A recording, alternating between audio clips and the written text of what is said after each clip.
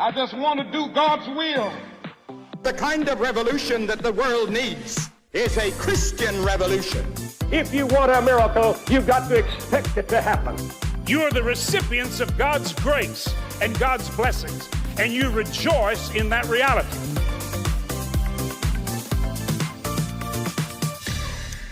Welcome to Life Today Live. I'm Randy Robinson. Great to have you here. Happy Halloween, all that. But I'm going to break one of my rules here because I tend to shy away from Christmas stuff until after Thanksgiving. I lose that battle to my wife every year. But I'm really going to lose it this year for a very, very good reason. And that's because a week from today, in theaters, we're kicking off the holiday season with a fabulous independent film called All Is Merry and Bright. And we'll show you the trailer a little bit later. But I have someone here that I say I've known. It's not like I've kept in touch with him over the last 3 decades. But a gentleman that goes way back with me. And so it's good to catch up with him. He's the director of All Is Merry and Bright, and his wife is one of the writers on the film, and his name is Cory Edwards, and he joins me now to get us into a better spirit than the Halloween spirit today, the Christmas spirit. Cory, welcome to Life Today Live. Great to see you, man. Hi there. Thanks for having me. Yeah. I hope it's cold enough where everybody is, where they can even start thinking about the holidays and Christmas. Well, it's not just about the holidays and Christmas. It's about really we say the spirit of Christmas, and it's a much better one. But tell us how you guys are celebrating it with this film. Well, I like to tell people that this film, as we were making it, we didn't really set ourselves up to say, let's make, there are faith-based elements in this film. But it's a big family comedy. We started looking not even at Christmas movies, but all the great family comedies that we love, where films like Parenthood or My Big Fat Greek Wedding. And, when you get a bunch of aunts and uncles and cousins under your roof at holiday times, that's a lot of comedy can happen there. A lot of tragedy, but we wanted to make a comedy. And so that is kind of if you remember those kind of big family comedies, that's what we wanted to do. And we wanted to bring that to people. And we hope that you laugh a lot when you watch this. And it's a knowing laugh, like, oh my gosh, it's like my family at the holidays. But also inside that, we are containing a faith message that hopefully will sneak up on people, and you'll laugh more than you wanted to or expected to, and you'll maybe shed a tear that you didn't expect to. That's our goal, at least. Well, Christmas can kind of be that way. It can be a little funny. It can be tragic for some people, hard for some people. But I appreciate the fact that you guys you're providing entertainment. I mean, that's what movies are largely for. But yet you're not ignoring the heart of the spirit of Christmas, which is faith. How does that work out in the end for you guys? Because I mean, this is you've done a lot secular projects, and how does it feel to kind of wrap that up into this latest project for you? Yeah, I think that I like to say that I'm a filmmaker who is a Christian, not a Christian filmmaker. And I think that my goal is always to entertain first, message second, which sounds very provocative. That's my hot take. Yeah. But I think that a lot of times people get very excited, and I will even say any message, any environmental message, any message that a filmmaker gets excited about, and if you put that message up front and try to push that too hard instead of like, hey, who are these characters? What's this story? Draw me in. Yeah. We're all sitting around the campfire. Tell me a story. And so that's the goal first. And from the top down, from the producers down, we always talk about, let's make sure this is a good story and it's got some good laughs in it. And that we just gravitate toward the characters and relate to them. And I think once you do that, I feel like any audience, whatever their faith background, you got them. Once the story has its hooks in you, you are open to so many of the profound truths that I think if you live a certain life, if you have certain ideals as a filmmaker, as an artist, those are just going to be there in the story. Mm-hmm. And they're going to come out, and you're going to share those with the audience regardless. So yeah, that's it's funny. It's funny because you certainly see that on the secular side, right? Their stuff comes through all the stuff they do, and we put a lot of pressure on filmmakers who are Christians, and it's like, but if you're a restaurant owner who's a Christian, you better serve good food, so you guys got to tell a good story. Otherwise, You know, Yeah. people would be like, "Oh yeah, he's a nice guy, but his movies stink," and we get too much of that in the Christian film industry. So I appreciate the excellence there. Yeah, do excellent work, whatever you do, and that'll draw people, customers, interest towards who you are as a person, what you stand for, and yeah, so that's what we hope to do. Yeah. You know, look at the script, looking at the cast, and just trying to make the best piece of entertainment that we can. Okay, so you're the director. Your wife was the co-writer. Did you guys argue over the script any? I mean, argue is a strong word. Debate and discuss. It was a unique situation where Darby Scaglione, you know, she brought this script to the producers, and it's based a lot on her family and their traditions. And then Vicky came in and she added like some layers to it that were never there, and some scaffolding of like she kind of beefed up some of the characters and then made the world a little bit bigger. It started out as a successful play, a theatrical experience, and now the script has to become a movie. And so, as Vicky and I were in the same house, as she's writing it, as she's looking at the plot points, and you know, well, what's going to happen here? She and I had this unique experience of being in the same house, so that she had access to the director right there. I had access to the writer. We could try out dialogue. We could try out jokes. There's a couple of moments in this film that, as we discussed, you know, a slightly, you know, a different ending to the film than we had started with. And I won't tell you what it is, but as the film's pieces came together and we realized what the ending was going to be, I remember a moment where we both got emotional. We both looked at each other like, we got to make this happen.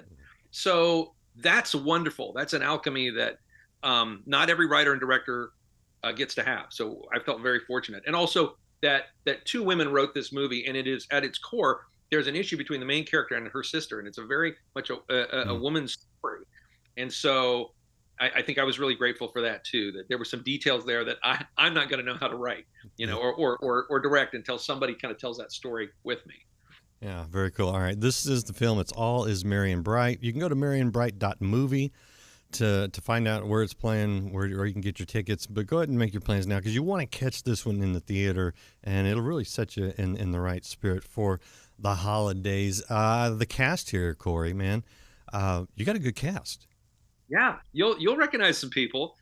You know, Emily Rose and Eric Close, they're both people that have been in like hundreds of hours of television and you know, roles that you'll be like, oh, I remember them in this and that and this and that.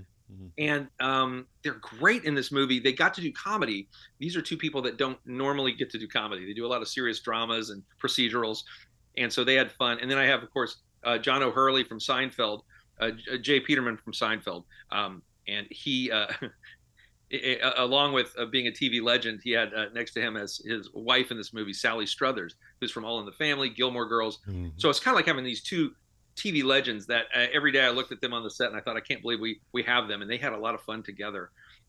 So yeah, and then there's some other new cast members that you're maybe not going to know their names yet, but it's amazing how we didn't have a lot of time for rehearsal, and this family, you know, these actors had to become a family, and they instantly clicked together, and we had some wonderful chemistry.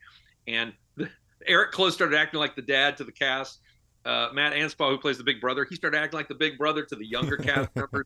There was this really interesting thing that happened, and it was wonderful. I can't take credit for that. It's one of the many God winking things that happened in this movie when we made it. Cool. You also got Sherry Rigby, who's been on Live Today, and so we'll recognize her. Oh yeah, and we found out last minute that Sherry Rigby and Emily Rose, good friends, never worked together. They'd been praying for a project to work together on, and now they're playing sisters. And so they were so excited to get together and like run their scenes together and even argue with each other. Spoiler alert. No, that's very cool. All right, now the $1 million question for the director, because it's one thing to sit behind the camera and you know, you do everything, but then you get in post, and then you get the screenings, and you see it up there on the big screen. How's it looking to you? You excited about it? I am. You know, you try to make the script as best you can. Then on the set, you're like, you imagine it going together. And it's true. You don't really know until you just start cutting it together. And we were fortunate to have the editor. They were in Atlanta where we were shooting. So at night, I would see kind of like some scenes cut together. And I think the first scene that I saw cut together was the family sitting around the Thanksgiving table, just joking with each other. And I was like, hey, feeling pretty good. But now that it's cut together, and especially when we put the final color correction on it, we put the final score on it, like every layer that went onto this cake, I'll say, it got better and better. So there were bumps along the way where we're like, we probably need to cut this scene in half, or there was a moment I wanted to capture that didn't get captured that way. But I think that's all part of filmmaking, and those bumps along the way make you back into what the film wants to be, and what the film wants to be and what it ended up being. I'm very happy with it, and there's just some wonderful moments in it, and I'm excited for people to see it, and I'm excited for them to see it in a theater. That's something that we didn't know was going to happen, and I just encourage people to get to see it in a big dark room with a bunch of people you love, because I think that's the best experience. Well, this is the perfect kind of film for taking the family to, which you can't always do these days with a lot of movies. Right. So I mean, this is it's just one of those. It's one of those that really brings in the holiday season. And take your kids, take your spouse, take your parents, and it's a good time. Yeah, we prepare. You always have it. So, I mean, have you had the chance to screen it in front of actual audiences yet?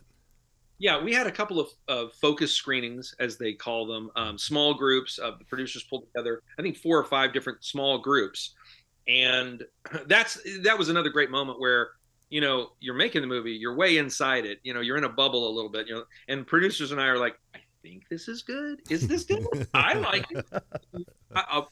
Great feedback. We got a few things that we needed clarification on, a few things people were confused by, but the characters that there are certain moments where we're like, will the audience still hang with these characters? There's a lot of friction between the characters, a lot of funny friction, but it's like, will they still like these people? Will they be likable or unlikable? We just got great response from our focus groups, and it let us know that we were on the right path. And even jokes that like we've heard 100 times because we're making the movie, it's like, oh my gosh, they thought that joke was funnier than we thought it was. So it was pretty good news, I think. I was in a screening one time of a Christian film, and that was how it was presented. A Christian film that's a comedy, and I was like, you should have focused on the comedy part that was a Christian film, because I was watching the crowd, man, and they didn't laugh. So I love that everybody's laughing in the right spots in All Is Merry and Bright. I'm concerned about that. I got to tell you, I don't want anybody cringing. We have moments where people are rehearsing music for a family variety show, and I was just kind of asking everybody, is this charming or are we cringing? Is this laugh a real laugh, or is this you feel like you have to laugh because I'm standing here? Let's really be brutal about it. And I think a lot of times in like faith-based and low-budget filmmaking, everybody's like just encouraging each other, which is great, but nobody's having the hard conversations of, this isn't working, we need to cut it, or we need to find another line here. This is real. I don't buy this. I'm not laughing genuinely. So we tried to beat it up a little bit, as they say. Yeah, and I'm glad that it's working out. Congrats on the project. Far so good. Yeah. I want to show people the trailer. Is there anything you add before we roll into this trailer? And then I've got another guest coming up after this. Talk about it. No, I just think this will give you a little bit of the taste of some of the fun and some of the chaos. And we hope you'll take your family to see this family. Absolutely. Director Cory Edwards on Live Today, live and now. Let's roll into the trailer. This is All Is Merry and Bright, coming to theaters next Friday, November 7th. Make your plans now, and you can see this. So, anyone here who can bring us up to speed on our exciting December calendar? Dim the lights. The Christmas plan. Oh my gosh. That's when everyone cheers ecstatically. Yay! It all begins, we decorate the house. That's not what I ordered. Hey, those are my shades. We have the school concert, so everybody needs to practice. Game. Cookies will be provided by Do Re Mi. Hello? That was the governor. She just ordered 200 of my cookies. When are you gonna do all that? I'm just gonna do it. And your whole family's gonna be here in 4 days. Mom? We're coming today. No. I still need to paint over a patch in the wall. You got a cat in the wall? Patch. So we have Pop and Gran and Uncle Walter and Aunt Alicia, Aria, all under one roof. She brought the dog. Honey, I know you're doing all this for people. You're not going to slow me down. But don't forget to enjoy time with people. You told me to start saying no to people, so no! She hasn't told you. What are you talking about? This may be the last year that I walk, Paul. You and I are in this together, all right? It says I'm only missing one screw. What happened to my sewing machine? Dad is fixing things. There are just so many buttons that don't need fixing. Mom, you're being really intense. Well, the stakes are high, Nick. I don't want to see you get burned out. Huh, too late. They only gave you morphine, right?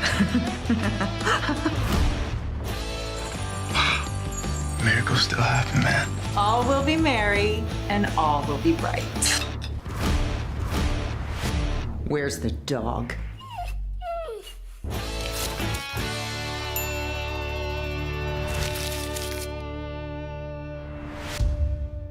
That is All Is Merry and Bright. Again, opening next Friday, so you can go to the URL merryandbright.movie, find out where you can see it, or just go to your local movies. But, kicking off the season right. And now I have one of the lead actors in that film with me. You've seen him on Nashville, on Suits, Without a Trace, Law & Order SVU, as well as movies like American Sniper, and not too long ago, the movie Average Joe about Joe Kennedy, whom you saw right here on Life Today Live as well. Eric Close joins us. Eric, welcome to Life Today Live. Thank you. It's good to be here. Thanks for having me on. So, you excited about this movie? I mean, it's a nice Christmas. I know you've done Christmas movies before, but this is a nice one. Oh yeah, no, I'm excited. There's so much anticipation because you shoot the film and then you wait. Yeah. The director and the editor, the producers, they go do their thing for about a year, I guess, and 9 months to a year, and then here it comes. It's almost like, I guess, having a baby. I wouldn't know, but yeah, my wife would know. But so it's super exciting, a lot of anticipation, and you don't know for a while what it's going to look like, and then I've had a chance to see the movie, and I absolutely loved it. It's so fun, and I'm excited for other people to see it. That's great. I mean, and you've done a lot. I was looking across your IMDb page, and I was like, oh man, Dark Skies. It's been a while, but man, I like that one. Like, so you've done the sci-fi. You did the Spielberg series called Taken. So there's that adventure. You've done the war movies. How is it on a Christmas comedy? How do you like that experience? Well, I love it because everybody's just having such a great time. It's we actually shot it in Atlanta, Georgia, which was a lot of fun, in this town called Stone Mountain, and it was just a great group of people. You never know kind of what the mix is going to be like until you get there. Yeah. And it was just such a good time. Everybody was excited to be there. Everybody checked their egos at the door if they had any at all anyway. And we just had a wonderful time telling this story that Darby and Vicky and Cory put together. And Cory did a masterful job directing it. I loved working with him. He was very intentional and decisive. He knew what he wanted. And so we moved along pretty quickly, but and got what we wanted. That's great. He's come a long way since Chillicothe. I was there when he was making that one. Some of the faith films, this one, is not heavy-handed, and and it's just a little bit of a different genre, one that's really come of age lately in a good way, and especially the quality, frankly. What's it like working on something that has a little bit more than just a fuzzy feeling, but it's got a little faith hook and heart to it? It does, and what I like about it is it comes across as a very realistic approach to it. It's a family that has faith.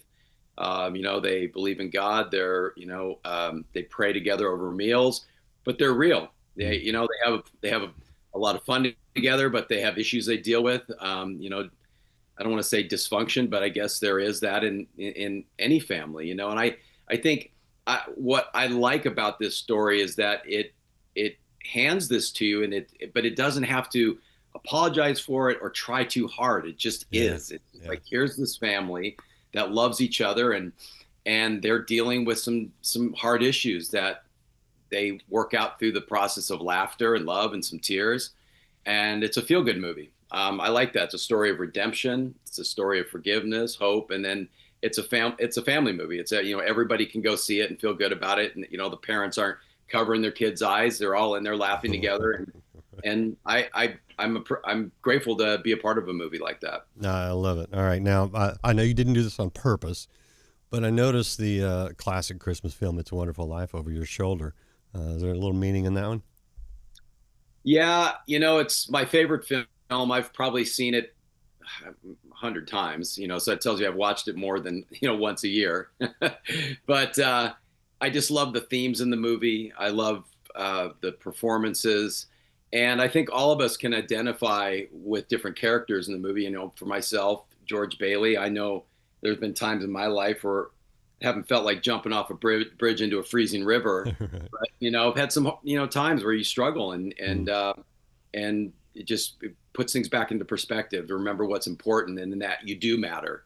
And, sometimes people feel like they don't, but every single person does matter, and God loves every single person. And you see that in, this story. It's just, and also it's a big message of community, which I love. I mean, the community coming together is so much more important. And then here you got Potter, who's got all this money and he's miserable. So some great messages in that film. And I'm glad Capra made it. Yeah. Appreciate you guys keeping the holiday spirit alive.